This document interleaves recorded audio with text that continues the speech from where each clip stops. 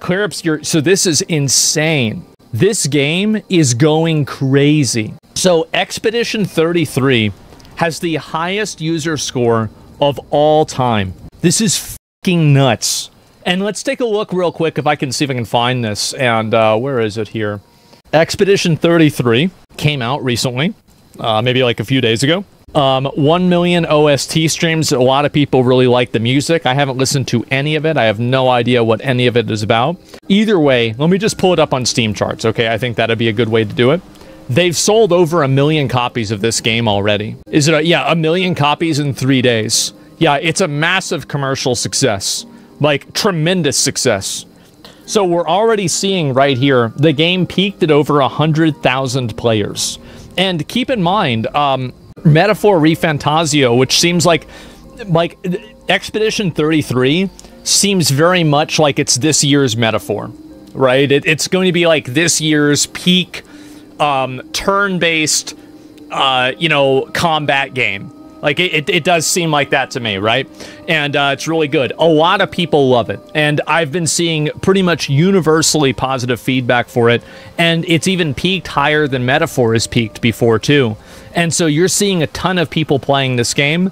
And here's what's so fucking insane about it. This is the dev team. I'm sure there might be some other people involved, right? This probably isn't everybody. Very, very small team. Fucking nuts. It's so fucking good, man. Yeah, exactly. They're already talking about doing a film. Yeah, I know. And so anyway, they're all young too. Yes, they are. I think this is incredible. And it's amazing. I think it should be absolutely expected to, you know, probably win at least some awards for, you know, like maybe Game of the Year. I don't really know. We'll have to wait and see what happens. I think GTA 6 is realistically going to win Game of the Year. But I can guarantee you that this is going to be in the final contestants. Like, already, I will promise you, this is going to be in final contestants for Game of the Year. And so anyway, if Game of the Year isn't rigged, well, we don't know yet, right? I mean, the year, to be fair, guys, the year isn't even halfway over. So we'll have to wait a little bit longer before we decide that. But I do think so far it definitely deserves to be in the running. I can't imagine anybody thinking differently. So yes, they've sold 500,000 copies, way more than that now. It's been over 1 million. I think it might be 1.5 million, etc. And so, like, this is some of the gameplay. I mean, again, like, I haven't even really looked at this hardly at all. Like, this is the first time I'm really watching gameplay outside of a trailer. But this game has been really, really, really well received.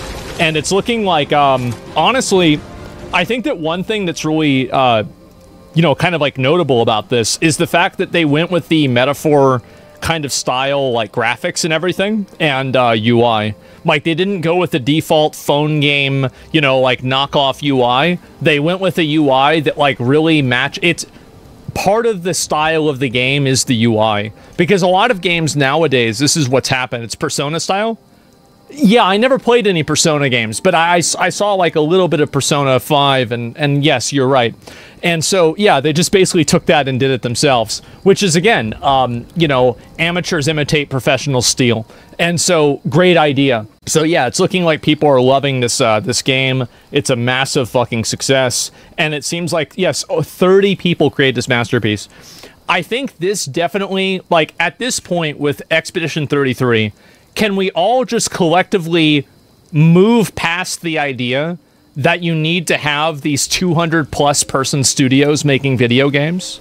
Because I almost feel like there's like this inverse thing. Yeah, it's turn-based is based. Well, yeah, I think the game is really, really well received. People are loving it.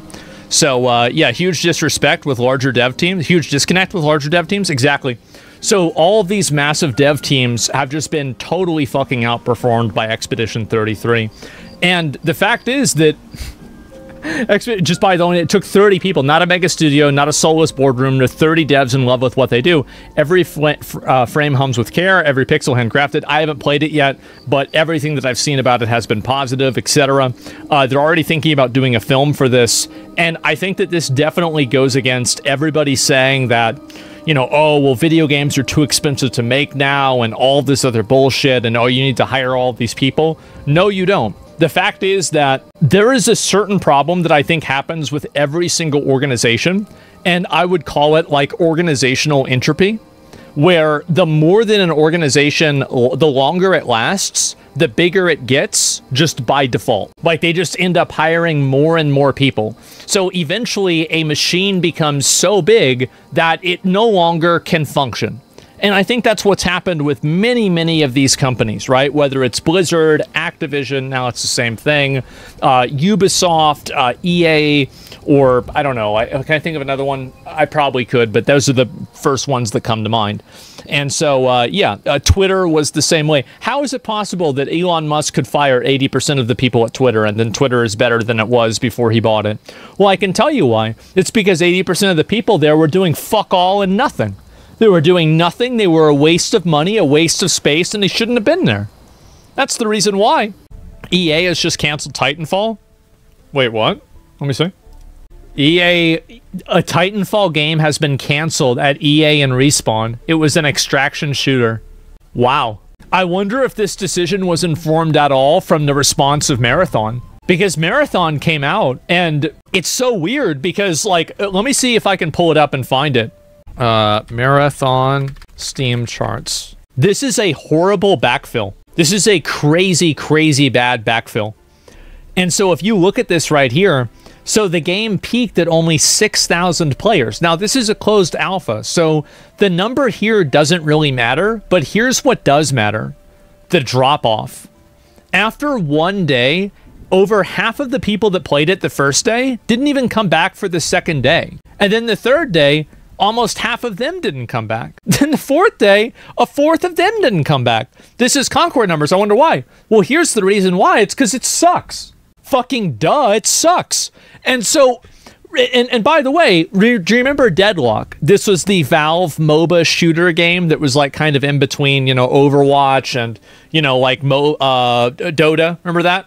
So before you go and say, oh, is it going to close beta? No. Deadlock went up even in the closed beta, and it did not have this problem. And so if they weren't able to do it, Shroud kind of liked it. Hey, if Shroud liked it, that's great. I don't think you're a bad person for liking the game, but just because one person likes it, I respect Shroud's opinion a lot. But that doesn't mean everybody else is going to like it either. Here's the thing. Electronic Arts lays off hundreds, cancels Titanfall game. EA is laying off hundreds of workers and canceling a Titanfall game that was in development at its Respawn entertainment subsidiary. Well, it looks like they're not respawning. Between 300 and 400 positions. Well, that's great. I guess they can just all make... I guess we can get maybe 10 new Expedition 33s now, right, guys?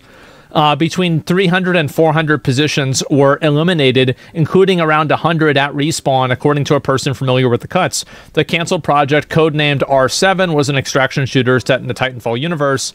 According to people familiar with its development, it was not even close to being released.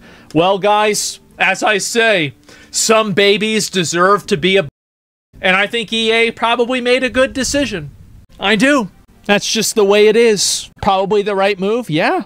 Woke is getting smacked. It's not that at all. It's the fact, here is the problem that these developers, these really big developers have. These really big developers have the problem that they are too slow and they can't capitalize on trends. But the only thing that they can... So, okay, all right, this is... All right, let's take a step back and let's think about this on a meta level. The big problem that these developers have, fundamentally, is that they cannot capitalize on trends.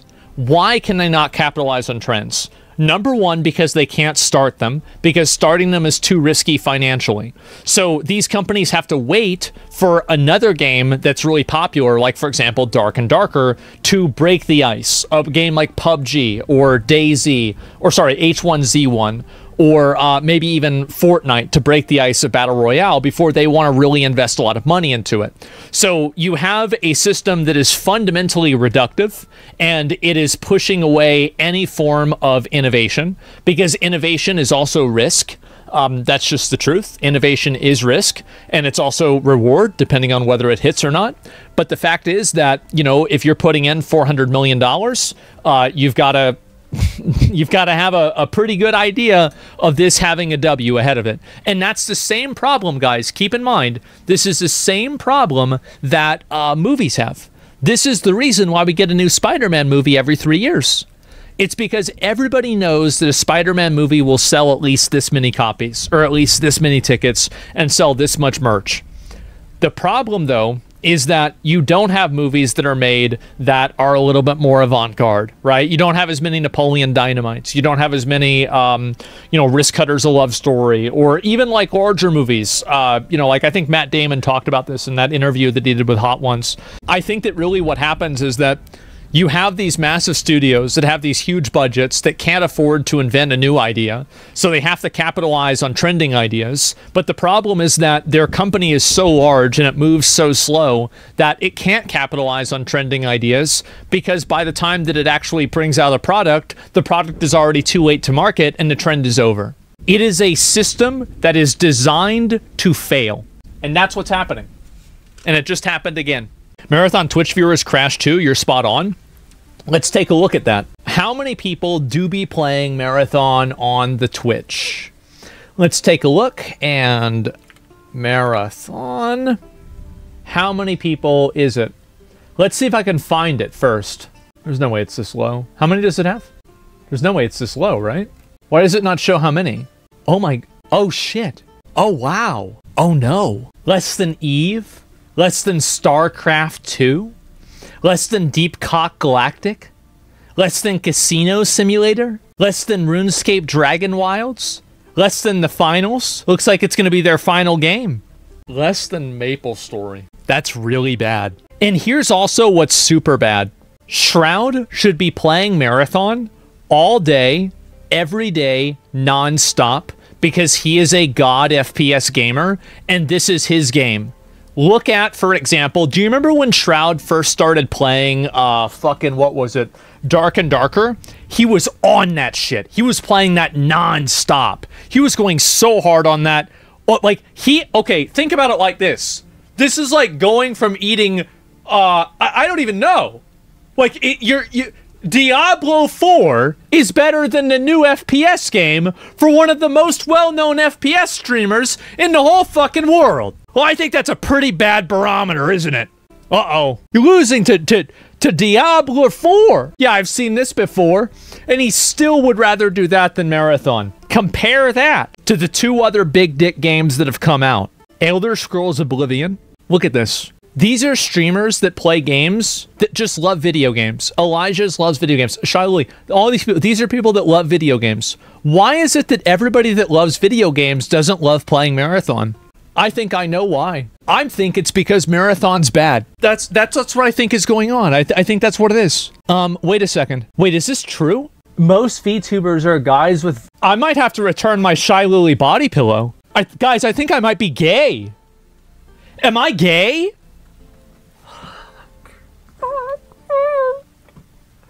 Oh no, man, you can send it to me? Oh, you're gay? Okay. All right, that's fine. Yeah, for sure. So, this guy says, Asmon knows nothing about Marathon, though. You're right. You're absolutely right. And that's the problem. I know nothing about it. And even I can tell that this is a massive flop. And so, bringing it back to what we were talking about before with EA Titanfall, laying off 300 to 400 developers. Do you remember how I said that, you know what? I'm going to respond to, let's see, what's the most popular one? It's only going to get worse from here, boys. That's it. This is going to keep getting worse. You're going to keep seeing more and more studios getting shut down, more and more of these shit products getting removed. This is it. Rage bait sent. It's not rage bait, it's a fact. Now, if people love to get mad at reality. We already saw that on the soccer subreddit. But the fact is that this is just the way it is. You're going to have so many of these studios getting shut down. Remember how I said the video game layoffs are only going to get worse? Also, by the way, speaking of video game layoffs, do you guys see, by the way, the point that I'm making about this whole issue that these companies have, that they both are too big to take innovative risks and also too slow to capitalize on trends? And so they can, and also they have to capitalize on trends because of their business model and their investment model. So they're effectively set up to fail. That's the reason why this happens. The future of game development is Expedition 33. The future of game development is Larian. The future of game development is Schedule 1. It is not these overbloated Assassin's Creed Shadows, EA, Diablo 4 teams. It's done. They're dead and they don't even know it yet. Actually, they do. 300 to 400 people found out today, in fact. But there will be more every single year, and it will continue to happen more and more and more. And that's it. The future of game dev is indie? No. The future of game dev is not mass corporate. It's not indie. Because Larian is a big studio. From Software is a big studio. Nintendo is a big studio. Capcom's a big studio. And I mean, to be fair, Capcom is a AAA huge studio. I mean, I think Capcom's like the exception, right? But in general, AA and indie development is agile enough, like a little enough capital to where they can afford to take risks. And they are going to be the ones that are defining the gaming industry in the next 5 to 10 years. And what's really funny about it is that they've been the ones defining the gaming industry for the last 5 years. And really, you think about games like Undertale, for example, that came out over 10 years ago, they've been defining it for even longer than that. And From Software, hey, you always have exceptions, but I think this is the rule. I think the rule is that for every From Software, there's like 3 or 4 EAs, Activisions, Blizzards, or Ubisofts. There are a lot of these companies, and look at Warner Brothers, for example, like that are trying to like bully their way into the video game entertainment market because they can see a huge audience there, and they're colossally failing with like shit products like Suicide Squad.